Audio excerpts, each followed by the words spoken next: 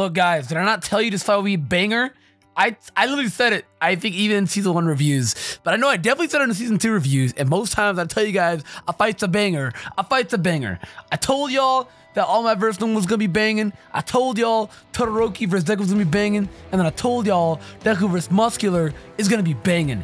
And man, banging was a literal down to the degree understatement.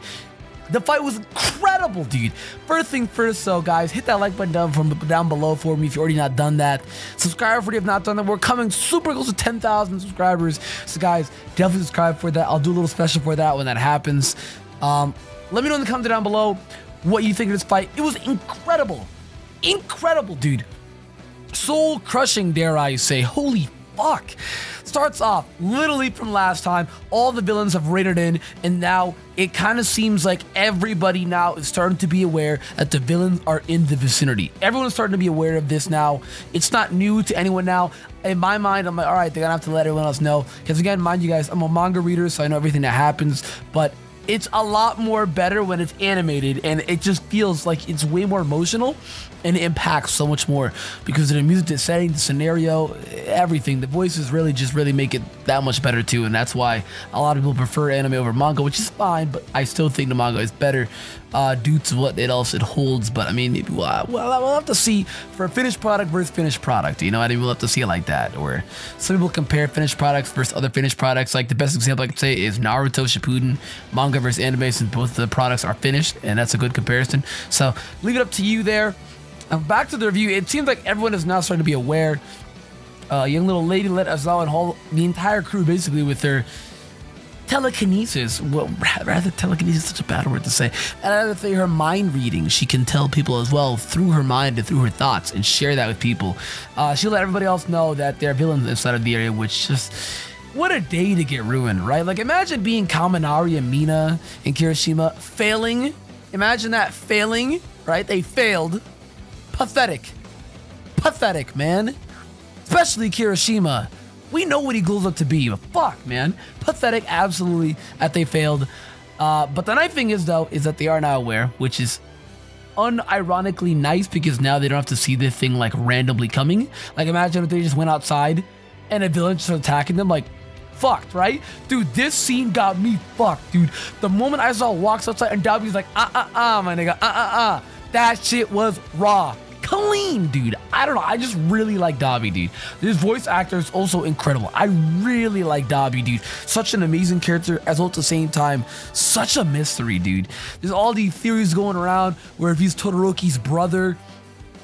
There's a really good theory that I actually watched the video on where it was Todoroki was actually, if you notice, he has siblings. He's got a sister. I think he's another sister too. I'm not really sure. I have to look it up. But I know that he has one confirmed sister, the girl with white hair, and she's got the little red indents, whereas Todoroki has half and half, of course, you know, due to his quirk and the testing. I feel like they've, like, Endeavor's tried before, you know? I feel like Todoroki isn't the first, and Endeavor's tried before to make another son, preferably. He mentioned that he wants it to be a boy, a son, because, you know, the whole misogynistic, that's his character, misogynistic, manly, powerful, hungry, you know what I mean? And the whole theory is that his son, since it was failed, and he couldn't get both quirks to get the ultimate boy to quote-unquote surpass All Might, that he either gave him up for adoption, or the boy ran away due to the abuse, or, you know, something like that. And it wasn't really... I'll try and find the video again, guys, or maybe I'll try and find it on, like, a source for it. I wish I could credit the source here. Just look it up when you can. It's really interesting. That's a theory right now, is that Dabi is quote-unquote Todoroki's brother, is the theory. It's nothing confirmed, so don't think it's a spoiler. It's just a theory. It's just a theory. It's just a theory. But no, that scene was so cool. Dabi pulls up on Aizawa, fucks his ass up, dude. And you know that quirk was not disabled since he caught him off guard. He didn't know what his quirk was. The flames went off. All three signs pointed to quirk was actually not disabled. I know a lot of people were tweeting and being like, yo, why was it not disabled? Why did Dabi win? It wasn't disabled. He got a good hit in it. It wasn't disabled at all. Moving on towards, though, Deku took a massive risk going to Kota, and unlucky for Kota, and unlucky for Deku, since Deku by himself didn't know that there was going to be a hero up there. Deku just wanted to know to see if Kota is okay. Didn't want him to be up there just in case the villains are coming from that area and he could get fucked. Deku went there by himself, already taking a massive risk, right? And then the other risk, is that it ended up being one of the strongest villains from their entire platoon raid that showed up. If you didn't already know, Muscular is incredibly powerful and is easily the strongest, if not one of the strongest, from the platoon raid here. He definitely stands out. And my oh my, they got so unlucky if they had to face him. Oh my god, the matchup is so bad because Deku was worn out. Deku is tired. There's so many anomalies happen here. Deku is sore, he's exhausted, he's drained, he doesn't anything to eat, no sleep. It's that exact same night of where they're about to pack it in. The villains come through. They had one more exam, one more training exam, they're gonna pack it in, so it doesn't really work out to their best behavior.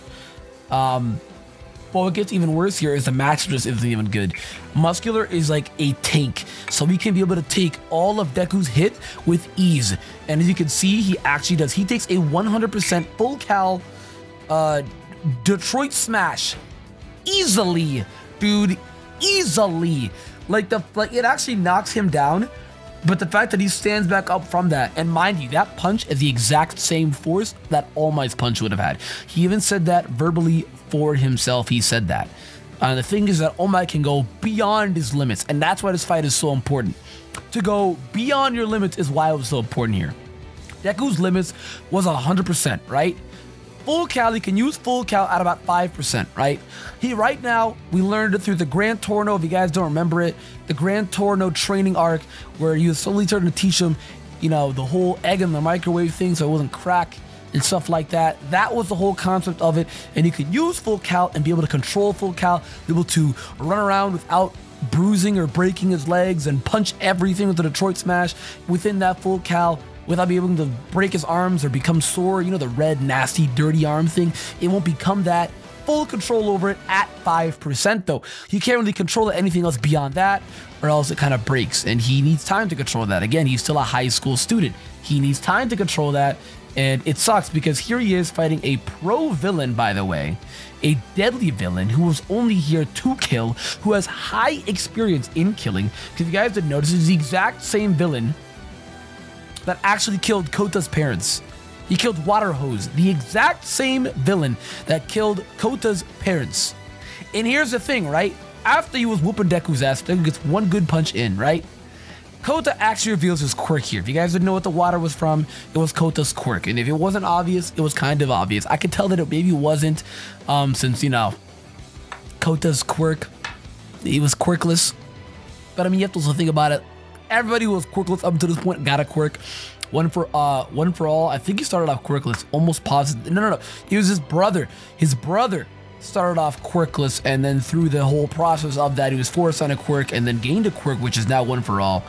And then here we go. Then it was passed on to All Might, who also did not have a quirk, was quirkless, and then now he also passed it on to Deku, who has one for all, who also was quirkless. So now Kota, a quirkless boy, also now has a quirk. He adapted and manifested the quirk through his parents. He has a water attributed quirk. That's exactly what he has. He can basically make water. I don't really know the details into it. I just know that it can do it. I never really looked into it because I really don't like Kota. All I know, like, you know, the details of, you know, for example, Momo, she can create things out of her skin, body, and clothing, all out of just her fat. Basically, she eats and then it produces all that stuff. It's fat. Same thing with Bakugo. He can sweat so hard that it actually can explode. That's the technicality of it. Whereas Kota's, I don't really know. I just assume that water comes out of thin air. Maybe it's like Bakugo where his sweat comes out, or maybe it's the oils in his arms. I don't know, dude. I don't know, and honestly, I don't care because I don't fucking like Kota at all, dude. I really don't. But he did manifest the quirk, which I thought that was really cool. When I first reading this, I freaked out. That shit was really cool. The most impactful scene from this is when Deku was getting shredded by Muscular. I literally mean shredded. If I could do a live reaction, I wish I could. I think I'm gonna start doing them. We'll hit a like goal. If we hit 200 likes on this video, I'll start doing them. That's the goal. That's the goal. Regardless, I think I might start doing them even in the future, even if we don't hit the like goal. But I don't know. It's a process. I don't have to do face cam for it to try and avoid copyright guidelines and stuff like that. I'm gonna try it. I noticed a lot of my friends are doing it and getting away with it, whereas I used to do it on my old anime review channels, and I would get banned twice actually on it, and I lost a Twitch from it as well. So it's a big process and it's a pretty scary transition for me. But I want to try it. I'm gonna try it. But like I said again, Muscular was literally crushing Deku, right? To the point where he could not breathe. The guy was getting crushed in a mountain, dude. Oh my God. And it was just nuts, right? And you can hear Deku's already saying his prayers. He's already almost given up. He's saying sorry to his mom that, you know, he's going to die at this point. He's saying sorry to All Might that he was being able to give him this powerful quirk and couldn't do nothing with it. And sorry to Kota for not protecting him. The dude is on the brink of death. This is Deku's greatest character development, period. The dude is on the brink of death. He was going to die to this villain that kills only to love. That sounds weird. He only kills because he likes it. That's it. He's bored and he likes killing. It's almost like he feels more powerful doing it, you know? I don't know. It's weird. He was mocking him too, saying that he's literally a higher degree version of Deku, since it also requires muscle, since that really is just the all-for-one quirk. It's all muscle at the end of the day. Just, you know, down a legacy of all the other people that used to have it, but it gets stronger as it passes on. Point is he kind of made a good kind of reference where he's like, yeah, my quirk is literally yours stronger, which kind of, because like it is going down to the whole muscle thing. You can just adapt his muscle a lot faster, except, you know, eventually down the line, all for one can eventually be so much faster. So, buddy, you're wrong. Point is though, dude is getting crushed. Deku's gonna give up, and then when Kota actually uses his quirk to scare him, like the dude was getting. Muscular was getting worded. This is the part that I actually don't remember. I don't remember if Muscular's quirk is actually weak to water. I literally don't remember. It's almost like he was just freaking out. I don't remember this part at all. I remember the fight, but I don't remember this specific part, which is weird. I don't know. I really don't remember it. If anyone remembers the technicalities of it, by all means, let me know the technicalities. I really don't remember it off the top of my head, but it seemed like he was afraid of water. And I was like, wait, what? Did this happen in the manga? I was like, what? Really? What? I don't remember this. I don't remember it. I'm going to be fair with you guys. I really don't remember it. If he honestly his quirk is weak to water, or if he's terrified of water, I don't remember. But it seemed like he was getting scared. It's like, yo, I'll kill you later, just stop. And I was like, wait, what? Nigga, what? Dog, what? You are literally a walking, breathing ball sack muscle. And you're out here afraid of a little splash. What? And that opening right there let Deku go for a 1 million Detroit smash. Oh shit, dude. That shit was hype, bro. The whole point of All For One is to go beyond your limits. And that's why this fight is so important. Because Deku went beyond his limits. It was like when All Might couldn't defeat Nomu. It was literally that. Because Nomu was also nothing but dexterity and muscles.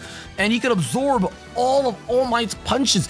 That's kind of what Muscular was for Deku. He absorbed his punches. And then when Deku went for his ultimate maximum 100% punch, full cal, he still took it.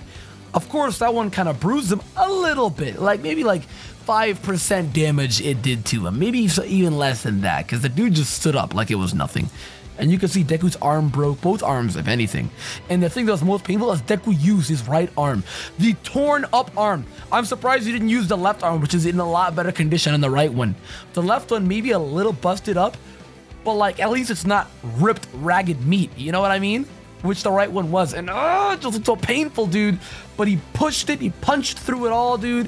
1 million.